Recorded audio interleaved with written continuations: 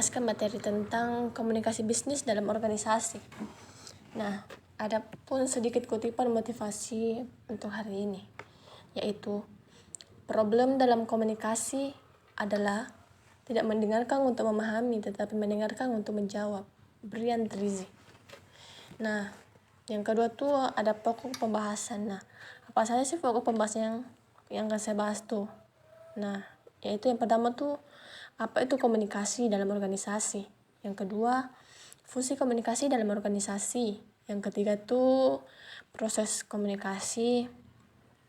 Yang ketiga proses komunikasi. Yang keempat tuh gaya komunikasi, dan yang kelima bentuk-bentuk komunikasi. Dan yang keenam tuh ada hambatan-hambatan dalam komunikasi, dan yang terakhir tuh ada upaya mengatasi hambatan komunikasi.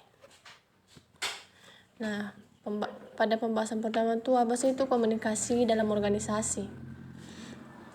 Nah, komunikasi itu adalah suatu tindakan pertukaran informasi, ide atau opini, instruksi dan sebagainya yang disampaikan secara formal maupun non formal. Yang disampaikan secara personal maupun non personal melalui lambang dan sinyal untuk mencapai target perusahaan.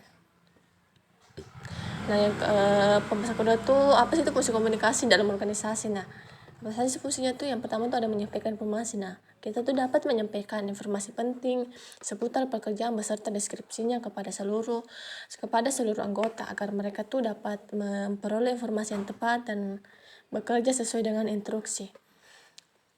Nah, yang kedua tuh ada membuat kinerja organisasi menjadi lebih baik. Nah, yang dimaksud di sini tuh kita bisa membina komunikasi yang membangun seperti memberikan kata-kata motivasional untuk para anggota. Untuk para anggota atau bahkan sekedar berbincang seputar kehidupan sehari-hari dan berita yang baru saja muncul di TV untuk mencairkan suasana. Nah, yang ketiga tuh ada melakukan brainstorming ide. Nah, yang dimaksud di sini tuh dalam melakukan brainstorming ide. Nah, dalam melakukan brainstorming ide, tentu saja yang dibutuhkan tuh komunikasi. Nah, agar dapat mencapai sebuah hasil yang terbaik dengan berkomunikasi, masing-masing anggota tuh dapat saling menjual gagasan, ide serta memberikan pendapat. Nah, yang keempat tuh ada membagi pekerjaan. Nah, yang dimaksud di sini tuh dalam membagi pekerjaan tentu saja ada penjelasan. Nah, penjelasan, deskripsi dan instruksi yang harus diberikan agar pemberian kerja dalam anggota organisasi menjadi lebih jelas. Nah, yang terakhir tuh ada menangani konflik. Yang dimaksud di sini tuh dengan komunikasi, konflik di dalam organisasi itu dapat teratasi karena adanya keterbukaan dan penyelesaian. Selain itu, dengan komunikasi itu dapat tercipta sebuah solusi. Nah, sebuah solusi untuk menghindari konflik yang sedemikian rupa terjadi kembali di waktu yang akan mendatang. Paham kan? Pembahasan ketiga itu ada proses komunikasi yang dapat dilihat pada slide. Nah, proses penyampaian pesan dari komunikator kepada komunika yang menjadi tujuan utama dari komunikasi.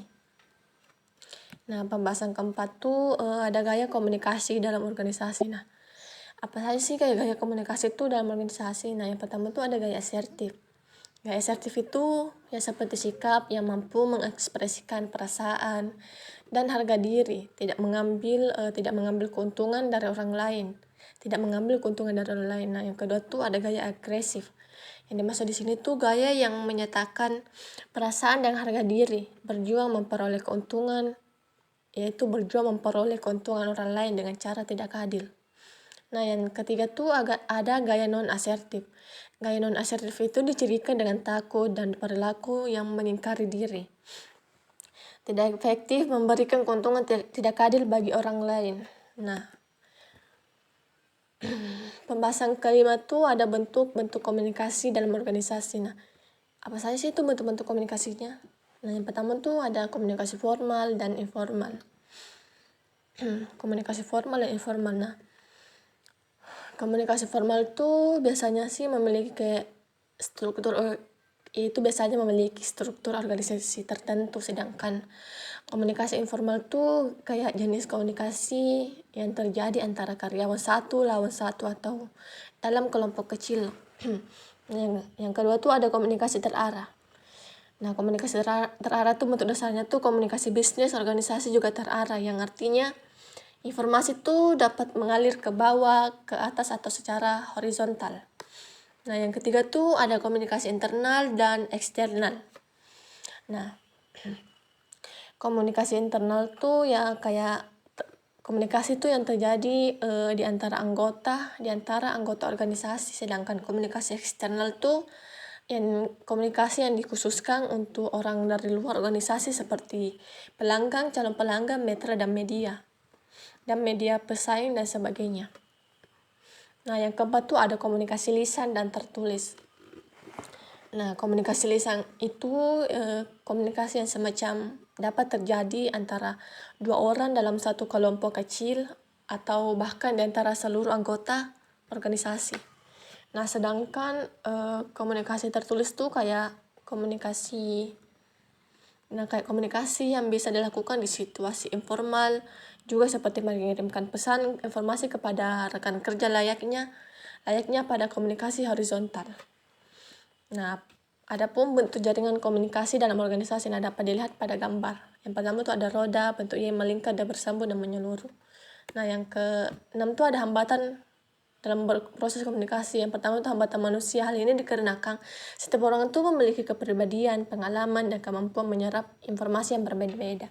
Jadi, pasti setiap orang itu akan menyerap kayak satu hal yang disampaikan tuh secara berbeda-beda kan. Pasti setiap orang pasti begitu. Nah, yang kedua tuh ada hambatan teknis.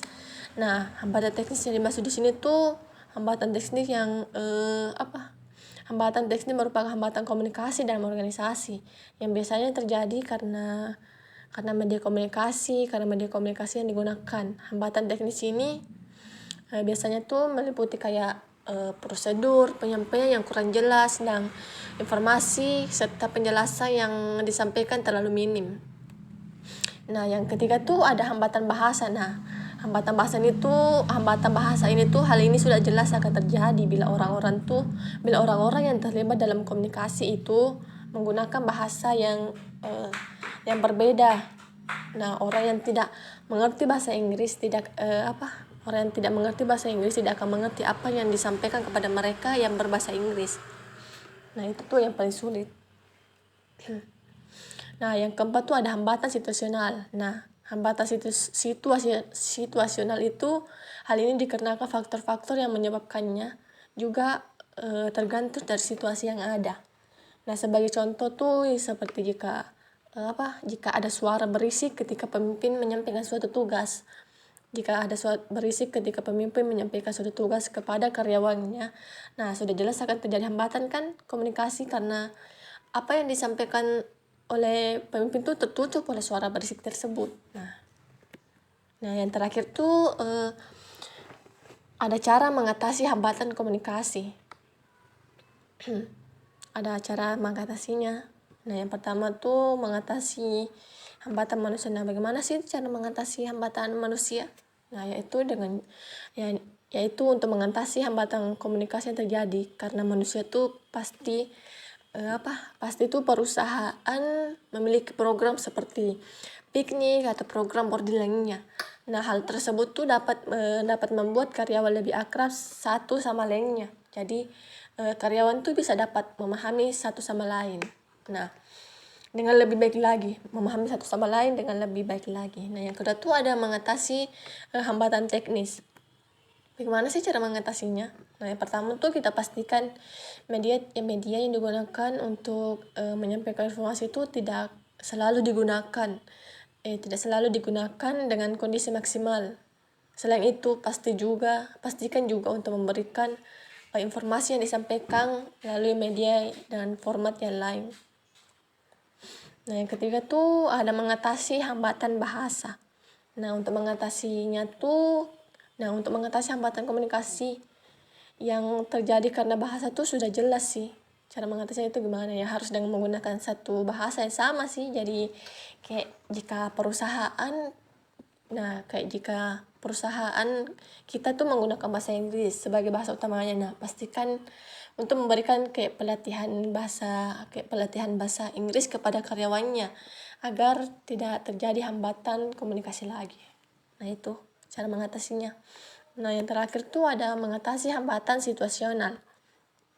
Nah, bagaimana sih cara mengatasinya? Nah, cara mengatasinya tuh jika tempat kerja kamu tuh kayak memang berisik, maka kamu tuh bisa memberikan informasi melalui teks agar dapat disampaikan dengan baik. Nah, sesuaikan saja sih dengan situasi apa yang menyebabkan hambatan tersebut terjadi. Nah, itulah yang dapat saya sampaikan. Adapun